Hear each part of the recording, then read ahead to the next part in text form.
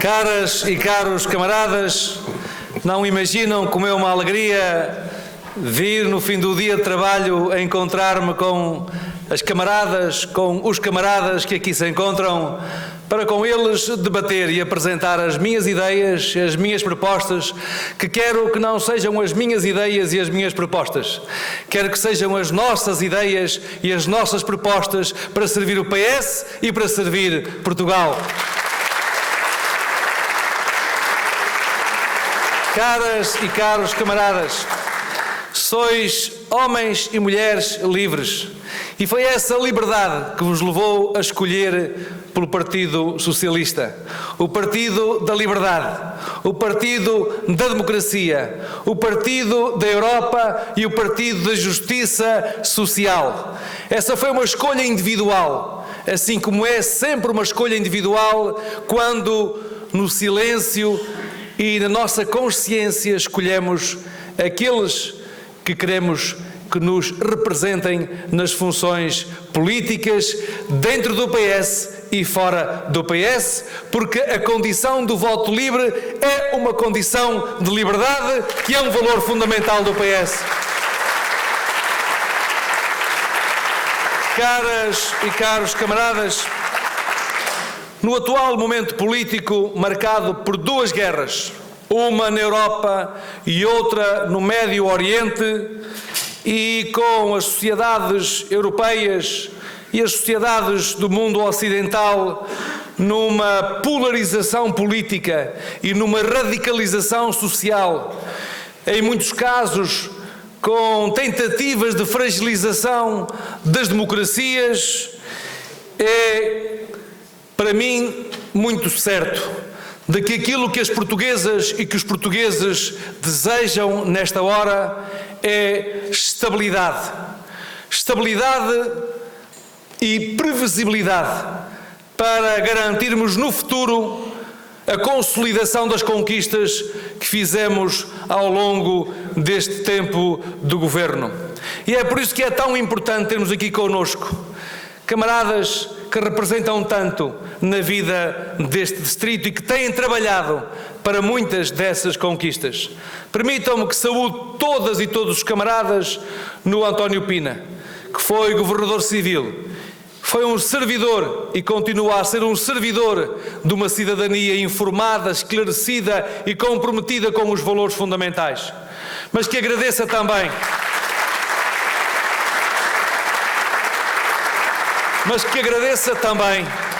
à mandatária distrital e coordenadora nacional da campanha, Jamila Madeira, pela sua energia, pela sua entrega e pela sua capacidade. Sei bem, Jamila, sei bem que tens muito que fazer, tens muitas responsabilidades, mas foi com muita alegria que quando te liguei para saber se estavas disponível para estar na coordenação nacional da campanha, não hesitaste e no segundo seguinte disseste-me: conta comigo para aquilo em que te puder ser útil. São gestos inesquecíveis que guardarei para sempre comigo.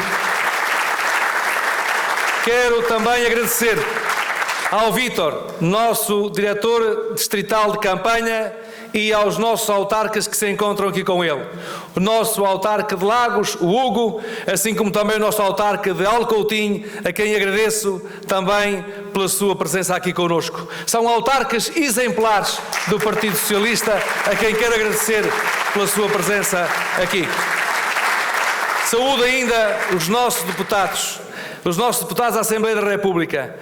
Quero agradecer-lhes a presença aqui, ao Francisco e à Ana também, pelo facto de aqui se encontrarem connosco e de me terem transmitido na primeira hora, por mensagem, antes mesmo de conversarmos, que se identificavam com a atitude, com a postura e com os valores que esta candidatura tinha em vista vir a representar. Saúdo os autarcas de freguesia, o dirigente da nossa Conselhia de Faro e os dirigentes do partido que aqui se encontram, e particularmente os autarcas de freguesia, que são aqueles que estão no coração da vida das comunidades locais, que sabem ouvir, que sabem escutar, que sabem interpretar as inquietações, as esperanças em relação ao futuro. Às autarcas e aos autarcas que aqui se encontram, quero agradecer pela presença e pelo apoio a esta candidatura.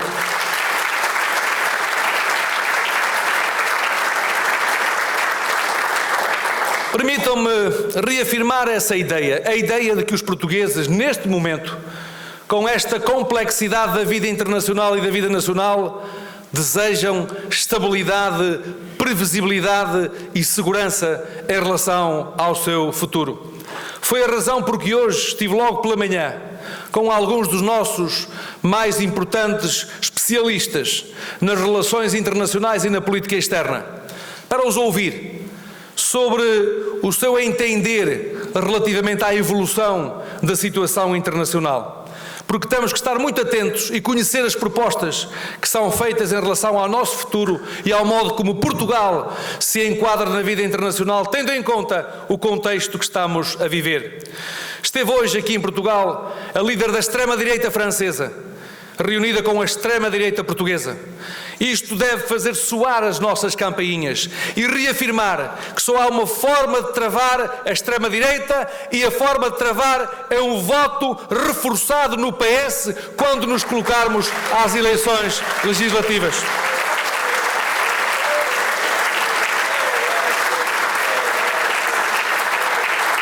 Queria assumir alguns compromissos que são claros.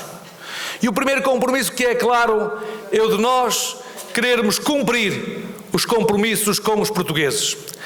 Cumprir os compromissos com os portugueses significa cumprir o que está no Orçamento de Estado, que depois do aperfeiçoamento que teve em sede da Assembleia da República, é um Orçamento de Estado que serve o interesse dos portugueses. Em primeiro lugar, porque valoriza os rendimentos das famílias, particularmente tendo em atenção aqueles que carecem de um olhar atento e de uma resposta adequada dos poderes públicos, as crianças, os mais idosos, que merecem uma atenção muito especial da nossa parte, assim como aqueles que querem continuar a contar com a valorização das suas pensões e com a garantia da sustentabilidade das funções sociais do Estado, bem como do Fundo de Estabilização da Segurança Social. Mas este é também um orçamento que valoriza os salários. Não apenas continua a valorizar o salário mínimo, como continua a valorizar os salários médios, nomeadamente tendo como preocupação valorizar os salários dos nossos jovens e ainda mais qualificados, que naturalmente têm a expectativa legítima de realizarem o seu projeto de vida no nosso país. E é também um orçamento que valoriza o investimento público. Valoriza o investimento público com as prioridades certas, porque a primeira prioridade desse investimento é precisamente a prioridade do investimento na saúde. Continuar a reforçar o investimento na saúde e melhorar o seu modelo de organização e o modelo de articulação entre os diferentes níveis de responsabilidade. Como bem sabem, o nosso Governo deu passos significativos no reforço do financiamento do SNS. Nós, contando com o investimento previsto para 2024, estamos a falar de um aumento de 70% no financiamento do Serviço Nacional de Saúde entre 2015 e 2024. Mas temo-lo afirmado, não é apenas por mais investimento que se resolvem os problemas estruturais do Serviço Nacional de Saúde. E por isso mesmo, foi com o Governo do PS e com o Primeiro-Ministro António Costa que fizemos uma atualização do Estatuto do Serviço Nacional de Saúde. Foi também com o nosso Governo que agora foi decidida a criação de uma estrutura executiva para garantir maior eficácia e maior autonomia hospitalar, para contratar os recursos que são necessários para servir as populações. Foi também com o nosso Governo, com o Governo do PS, que decidimos reforçar as unidades de saúde familiar para garantir a intersubstituição e garantir que sempre que se vai ao centro de saúde possamos ter médico para acompanhar as nossas necessidades. E é também essa a razão porque se tem avançado com as unidades locais de saúde, procurando criar um trabalho em rede entre aqueles que vão aos centros de saúde e ao médico de família com os cuidados hospitalares. Tive na minha vida pessoal a experiência de presidir um conselho da comunidade que, como sabem, tem responsabilidades na área da saúde. E há algo de muito concreto que eu aprendi. Quanto melhor for o funcionamento dos cuidados de saúde primários junto das comunidades locais, menos elas recorrerão aos cuidados hospitalares. Esse é o caminho que estamos a seguir no nosso país. E essa é a razão porque assumo querer ainda ir mais longe no domínio da saúde.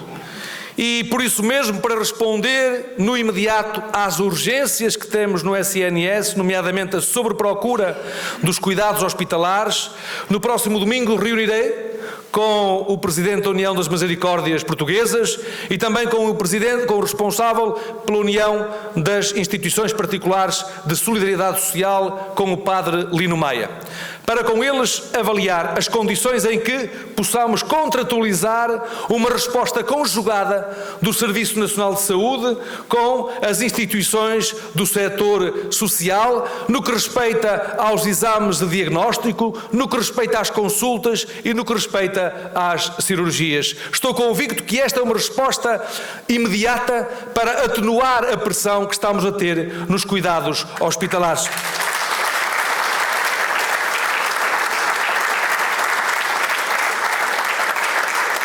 Caras e caros camaradas, faço a afirmação de que entendo ter, neste contexto que estamos a viver, as melhores condições para servir o nosso partido e para servir o nosso país. E faço com a garantia de que no decurso da minha vida cívica e da minha vida política sempre procurei honrar a minha palavra.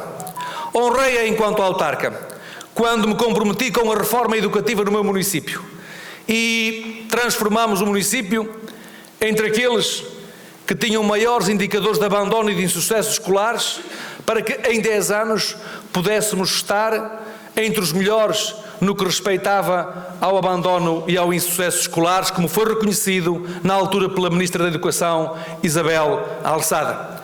Mas comprometi-me também com a justiça social, investindo na saúde, investi nas infraestruturas de saúde do município. Estive mesmo entre os primeiros a desenvolver a experiência das unidades móveis de saúde, que resolviam problemas tão concretos como andar de freguesia em freguesia e garantir a prescrição de medicamentos aos cidadãos mais isolados que tinham dificuldades em terem a prescrição dos medicamentos. Algo de tão simples, mas tão significativo para esses cidadãos mais isolados. Mas foi também por causa da justiça social que estive entre os primeiros municípios. Estive, aliás, na origem dessa decisão, na altura com o nosso Ministro Vieira da Silva, dos contratos locais de desenvolvimento social, que introduz uma nova metodologia de trabalho entre as autarquias, municípios, freguesias e também as instituições de desenvolvimento social, tendo em vista capacitar os cidadãos para melhor se autodeterminarem, não apenas na salvaguarda dos seus direitos e das suas garantias fundamentais, mas também no progresso moral e no progresso material das suas condições de vida. E foi também ainda no domínio das responsabilidades que tive em termos locais que presidi a uma cooperativa de desenvolvimento regional que tinha a responsabilidade da execução do programa LEADER. Era um programa europeu que nos permitia conhecer as dificuldades daqueles que tinham ideias de investimento e que tinham dificuldades para transformar essas ideias de investimento em projetos de investimento e em oportunidades e projetos de vida. Pois foi possível, durante um mandato, conseguirmos criar cerca de 500 postos de trabalho com micro e pequenas iniciativas empresariais para garantir oportunidades de vida a pessoas que de outra forma teriam tido necessidade de sair do nosso país. Queria por isso também dizer-vos que fui secretário de Estado das Comunidades Portuguesas e há pouco, a chegar aqui, encontrava uma cidadã que esteve na Venezuela, com quem me encontrei durante a campanha das legislativas em 2019. Tinha acabado de sair da função de secretário de Estado das Comunidades Portuguesas. E em todos os momentos, mesmo nos mais difíceis, estive sempre junto dos portugueses nas comunidades no estrangeiro. Estive junto das comunidades portuguesas, muito particularmente quando foram vítimas dos atentados terroristas em Barcelona. Estive junto das comunidades portuguesas quando um acidente grave rodoviário provocou 8 mortos na estrada que atravessa toda a França e passa por Lyon até à Suíça. Estive com os portugueses que viveram momentos dramáticos com o furacão Irma na América Latina. Tenho dito e contado esta história.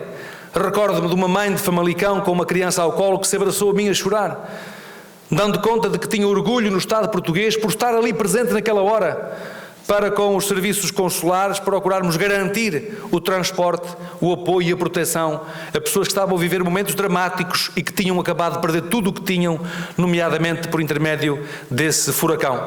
Estive com os portugueses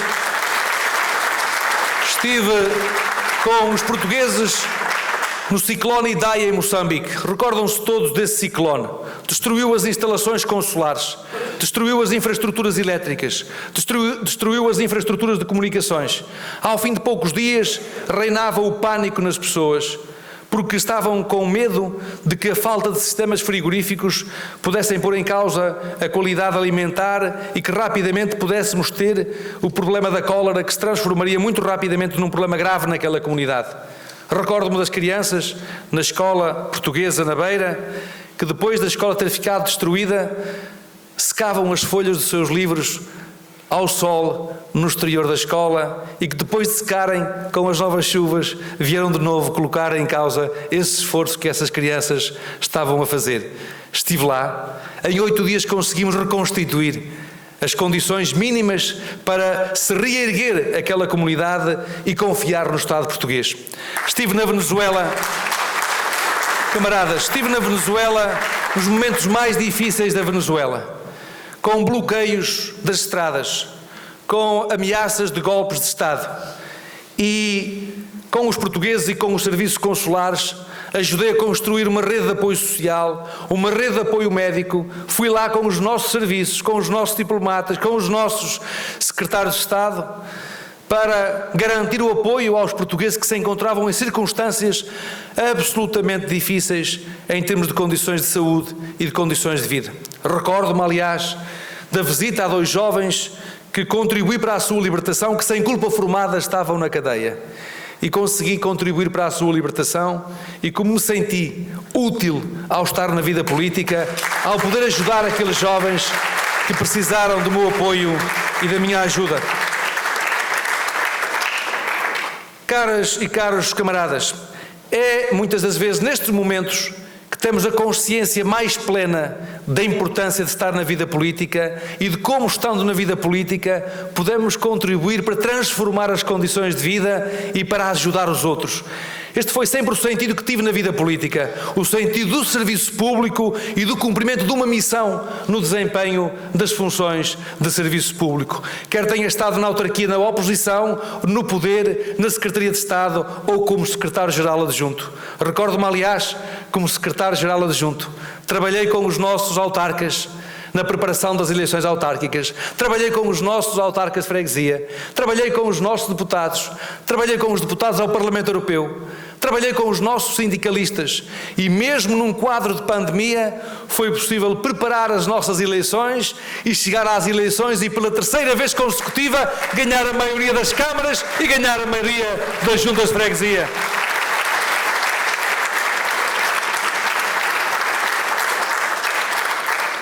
Caras e caros camaradas, porque é que eu vos falo destas experiências e o que é que eu vos quero transmitir com isto? Quero transmitir-vos que em todo o meu percurso de vida cívica e política, na autarquia, no governo, no partido, sempre cumpri com a minha palavra. E que a experiência que adquiri, do meu ponto de vista, pode ser útil ao PS e pode ser útil ao nosso país. A minha vida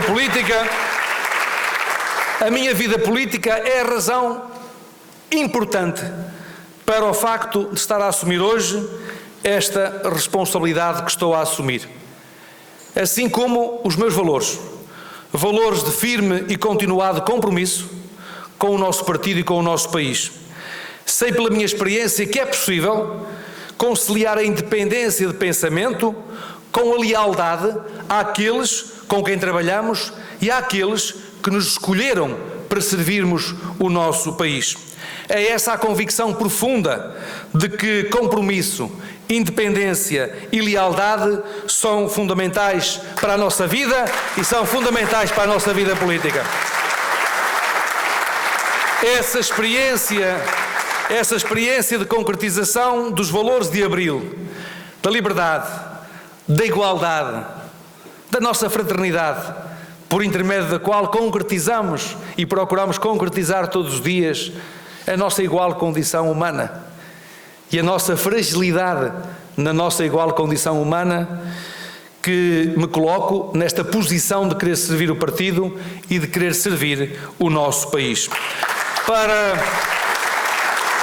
cumprirmos a valorização dos salários e dos rendimentos das famílias, para reforçarmos o investimento público e para criarmos melhores condições para o investimento privado, para aproveitarmos bem os recursos europeus e mantermos os compromissos com a União Europeia.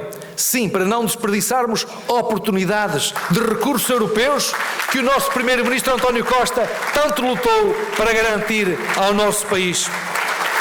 Para adotarmos também um novo contrato no que respeita ao investimento público e à sustentabilidade da segurança social, para continuarmos com uma economia dinâmica e competitiva, capaz de criar riqueza e de continuar a melhorar os salários, para manter níveis elevados de inovação e de modernização da nossa sociedade e da nossa economia, para manter também as contas públicas em ordem, para reduzir a dívida pública e para manter o equilíbrio orçamental.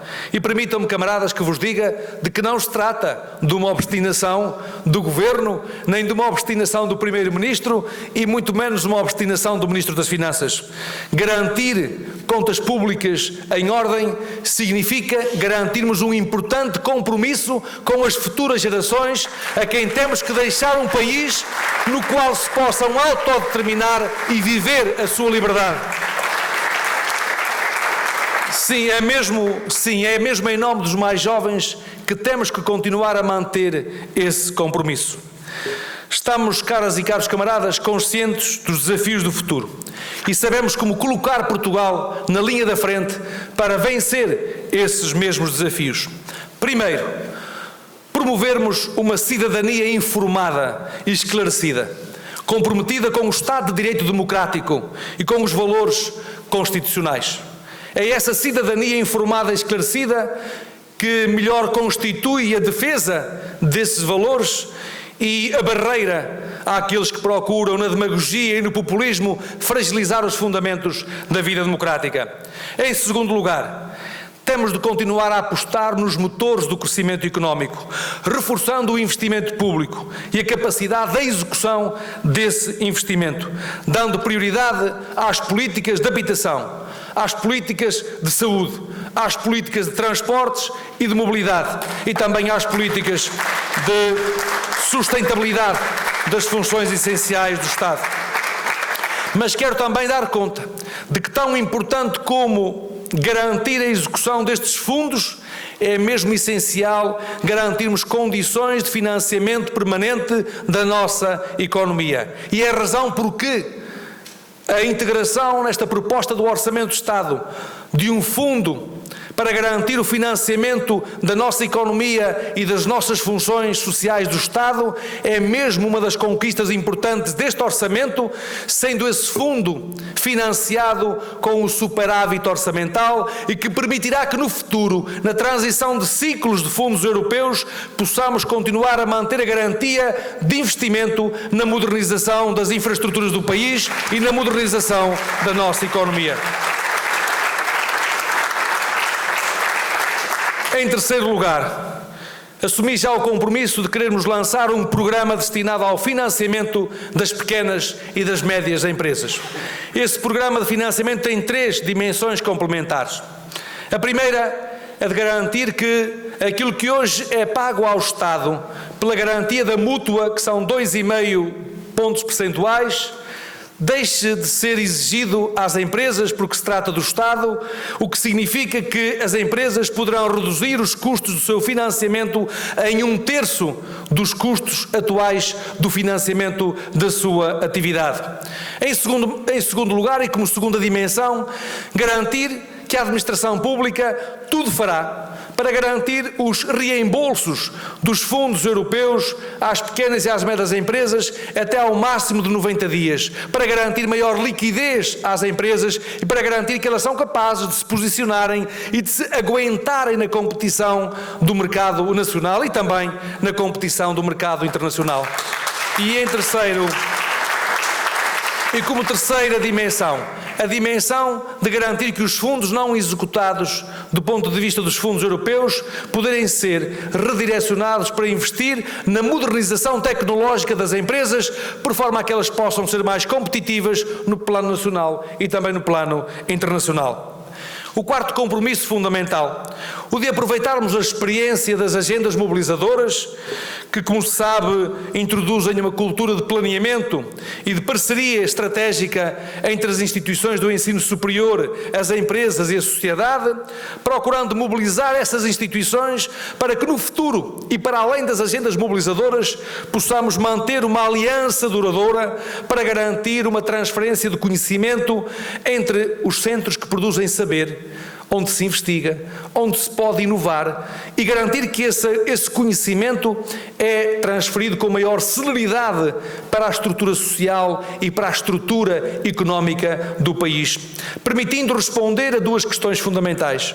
Uma, a de garantir maior capacitação na gestão e na modernização empresarial, mas também de garantir que da primeira para a segunda e da segunda para a terceira geração somos capazes de manter vivas as unidades empresariais que representam no país 97% das unidades económicas do país.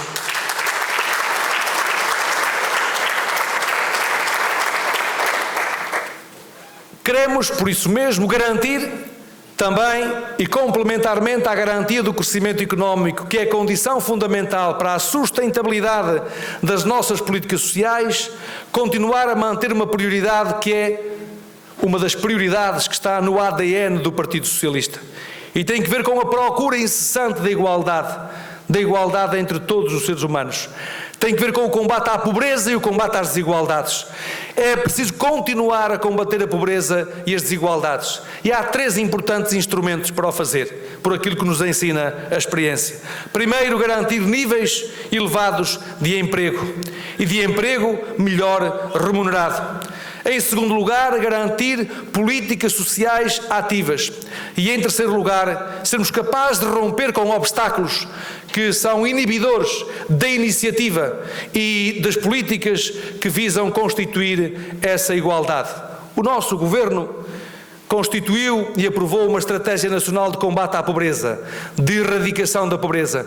Mas agora temos que contar com todos os parceiros, com a administração central, com a administração local, municípios e freguesias, com as instituições da sociedade civil, para conseguirmos não apenas detectar e diagnosticar os problemas sociais, mas para termos respostas estruturadas, duradouras e multidimensionais para que o fenómeno da pobreza vá progressivamente desaparecendo das condições de vida da nossa sociedade, porque as condições de vida da nossa sociedade são essenciais à confiança da democracia e à confiança nas instituições democráticas. Em quinto lugar, permitam-me que reafirme o nosso objetivo de garantir a sustentabilidade da segurança social, nomeadamente garantindo as pensões.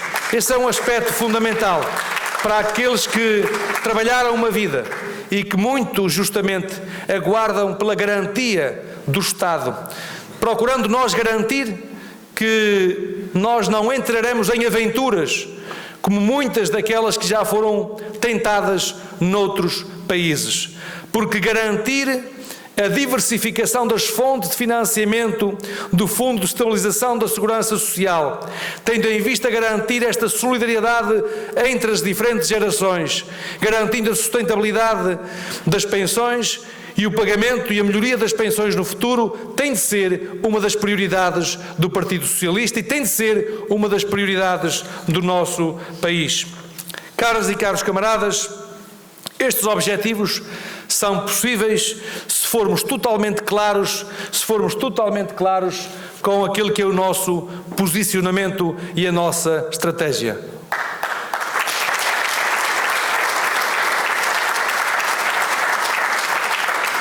Tem havido dúvidas sobre o posicionamento dos candidatos neste ato eleitoral do ponto de vista político e do ponto de vista ideológico. Convém afirmarmos que todos integramos o socialismo democrático, aquilo que o Mário Soares dizia, socialismo em liberdade, porque esses dois valores caminham em conjunto, o valor da liberdade e a procura incessante da igualdade, bem patente no artigo 13º da nossa Constituição. E sabemos-lo bem, de que a igualdade se constrói, naturalmente não no abstrato, mas no concreto. E é por isso que é pelas políticas de solidariedade, que são políticas de fraternidade, que ajudamos a construir as oportunidades, nomeadamente na defesa e na modernização das funções sociais do Estado. Mas quero dizer-vos aquilo que sou. Sou por um PS autónomo na decisão, vinculado aos seus princípios e aos seus valores e comprometido com um programa de modernização, de igualdade e de justiça social.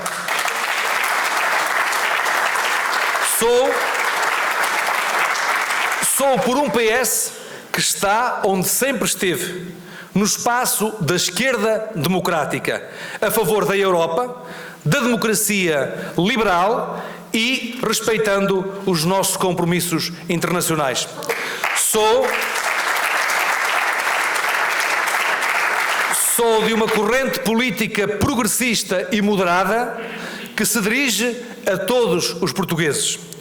Sou por um PS cuja força eleitoral é a barreira mais firme contra o avanço das correntes da direita radical que contestam a nossa democracia e que, infelizmente, já contaminam outros partidos do centro político. E sou por um PS capaz de promover o diálogo entre todos os parceiros sociais e capaz de dialogar com todos os partidos democráticos, em função do interesse do país. Caras e caros camaradas, a minha experiência de vida e as provas dadas na minha vida pública são a garantia de estabilidade e de confiança para enfrentar e vencer tempos difíceis que se avizinham no futuro. Quero por isso assumir perante vós, com a humildade que a democracia exige, mas também com a ambição que a democracia deve impor, porque todos devemos ter a ambição de querermos mais e de querermos ainda melhor, é com este compromisso que assumo a vontade de servir o Partido Socialista com os seus valores, servir Portugal. Porque, caras e caros camaradas, e assim quero concluir, só é bom para o Partido Socialista aquilo que é bom para o nosso país. Viva o PS! Viva o PS! Viva o PS! Viva Portugal! Viva Portugal! Viva Portugal! PS! PS! PS! PS!